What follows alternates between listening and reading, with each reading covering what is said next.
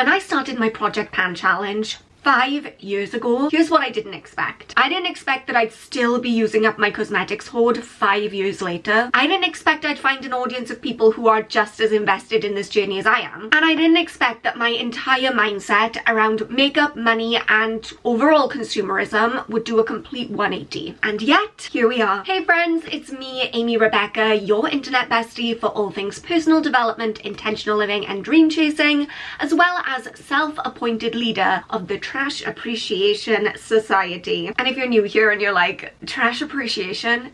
What? That's just what we call it here when we do Project Pan and empties videos, because we love to see a product used up to completion and then thrown into the trash. Anyway, have you noticed that Project Pan content seems to have exploded in 2025? Like, I love to see it. People are embracing no buy you challenges, low buy you challenges, Project Pan makeup use up challenges. And I predict that in 2026, this is just going to go from strength to strength, and we're going to be seeing even more people doing like no buy you challenges and Project Pans. And as a little bit of a Project Pan veteran at this point, I thought that it would be helpful if I outlined, if I was going to start my Project Pan from scratch today, here's exactly what I would do, things that I did that worked and things that I would change if I could go back and start all over. And hopefully these tips will help if you are planning to start your own Project Pan journey. Okay, but first let's rewind and talk about how we got here. Confession time. I used to be an overconsumer, and that manifested in pretty much every area of my life. I would overconsume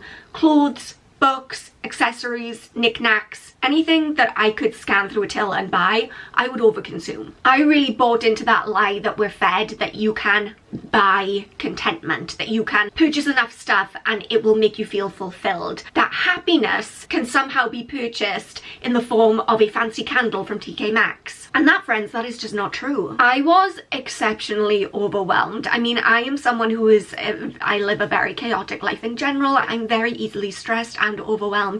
So when you add mountains of absolute tat into that situation, yeah, it's very stressful. And my answer, my attempt at getting a handle on that was to try and declutter myself out of the chaos. So I did these big KonMari declutters, and I would get rid of bags and bags of stuff each time, but it didn't make a difference because I would just go out and replace all the stuff that I got rid of. It was an endless cycle of junk, honestly, and it wasn't great. And then in 2019, I was living in Bahrain and I flew home for Christmas, and I remember watching this documentary called The Dirty Secrets of Fast Fashion by Stacey Dooley. And as I was watching and seeing this intense level of waste and excess and ultimately the enormous damage that overconsumption does to the planet, I was disgusted. And all of a sudden it's like a light switch went on in my head and I thought, wow, I am contributing to this. And so somewhere over Europe I decided that in 2020, which at that point was like just a week and a half away, I was going to start my first no buy year. And I did, across the board. No clothes, no accessories, no books, no anything. And by the way, I documented that entire journey from start to finish, so if you would like to go and have a binge watch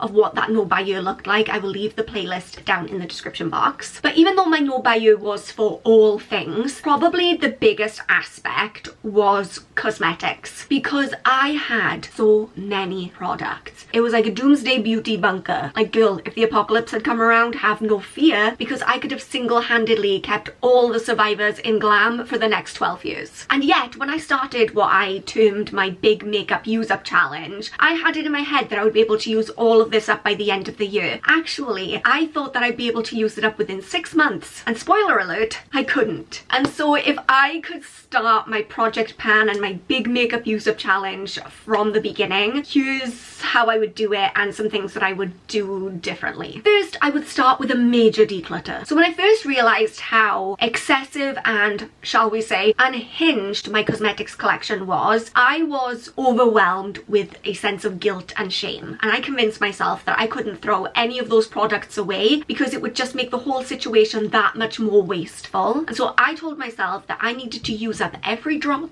of every product, almost like that was my punishment, my penance for being so wasteful and for over consuming so much. And here's the actual truth. there's no way I possibly could have used up all those products. With all the best will in the world, so many of them expired before I ever got around to using them up, and so they had to be thrown away. And it would have made far more sense to start ruthlessly, to go through and ask myself, which of these products don't I like, which of these products don't work for me, which of these do I not see myself wanting to use, and just decluttering them all, instead of trying to force myself to use up absolutely everything just because I didn't want to be wasteful. And we've talked about this before, but it is the actual amassing of that collection, it is the buying of those products that is the wasteful part. And going on to declutter stuff within that collection, yeah, it doesn't feel good. That isn't the wasteful part. It's the purchasing that is the wasteful part. And it makes Project Pan so much easier if you were just focusing on using products that you actually like and that actually work for you. The second thing I would do would be to start with all of my half-used products and sample sizes. And to an extent, I did do this when I first started project panning, and it did work, because obviously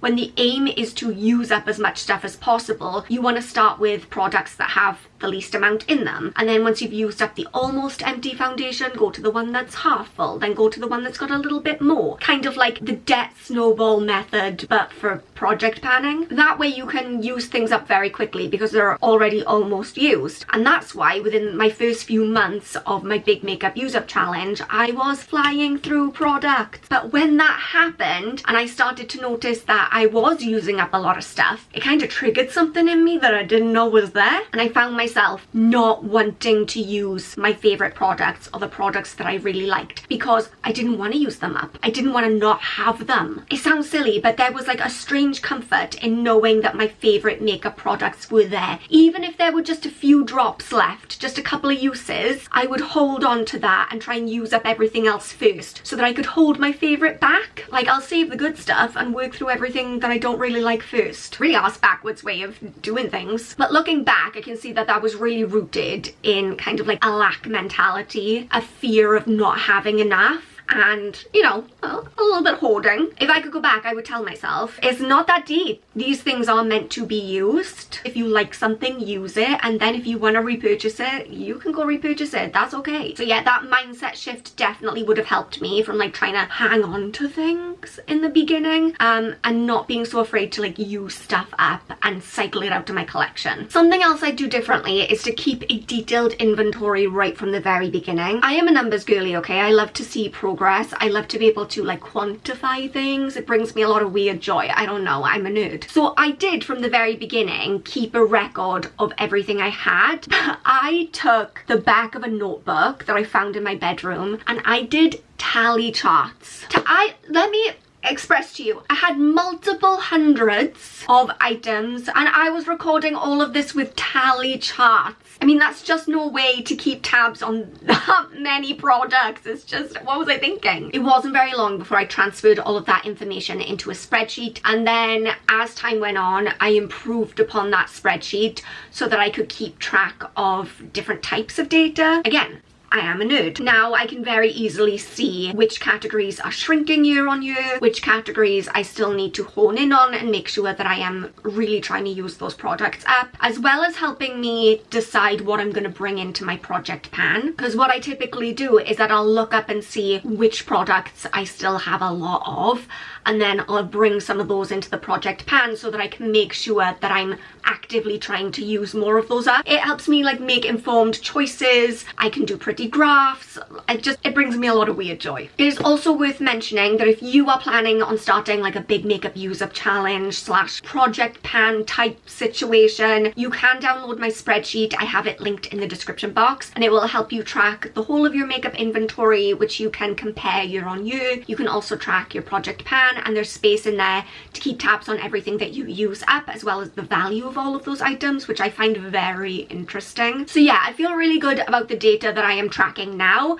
I just wish that I had been a bit more intentional when I first started, rather than just like taking a scrappy piece of paper and doing some tally charts. And the final thing that I would do differently, and when I look back at my very first project pan, I'm like shouting through the screen, girl, no, is that I would be far more strategic about the types of products that I bring into my project pan challenge. These days I do consider myself to be an expert project pan strategist, which, did you even know that was a thing? Well, guess what it is? And it is either extremely impressive or very tragic, depending on who you ask. So to give context for those of you who are new on how this whole thing works and comes together, you have what I like to call the big makeup use up challenge. That is what I started at the beginning of 2020 with the aim of just using everything up. But my project pan challenge exists within that, and that is where I focus on very specific products that I know that if I didn't intentionally work on using up, they would be forgotten about, or it would take me forever to use them, or I would just like, you know, stick them in the back of a drawer and forget that I own them. So in the background, I'm using up lots of products all the time, and I share those in my quarterly empties videos. And then once a month, I check in with my project pan products specifically to see how much progress I've made with those. You know, and the aim of the game is every month you want to feel like you've made progress, you've used up a little bit more. And what I've learned through all this time of doing the whole project pan thing is that it's important to have a variety of different products within your project pan, because some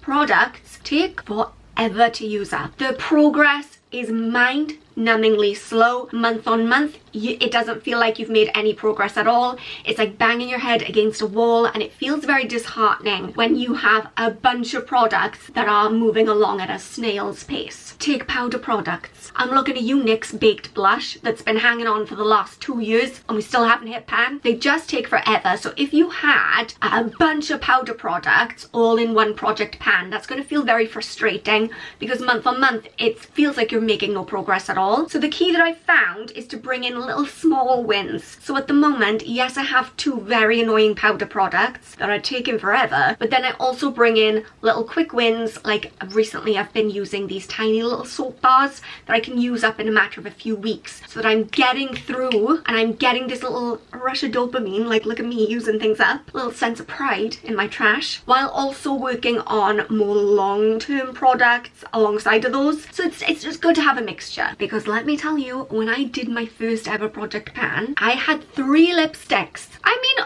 mean, insane, crazy. Lipsticks take forever to use up, and there is no visible progress month on month. 3 lipsticks in one project pan. If you know, you know. It's madness. So if you are starting a project pan, that would be one of my #1 tips.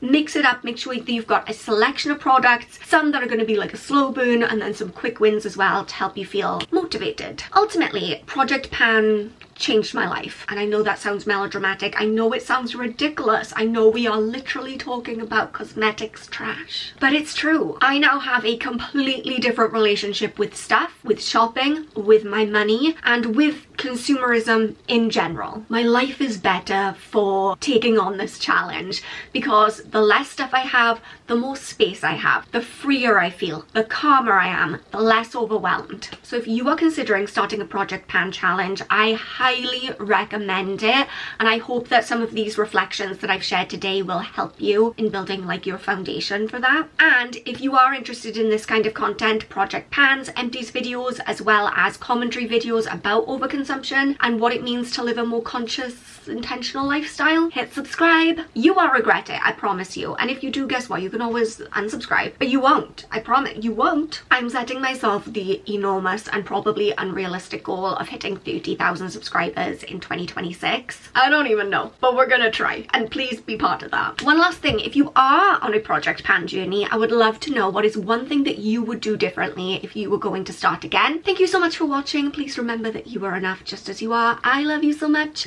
and I will see you soon. Bye guys.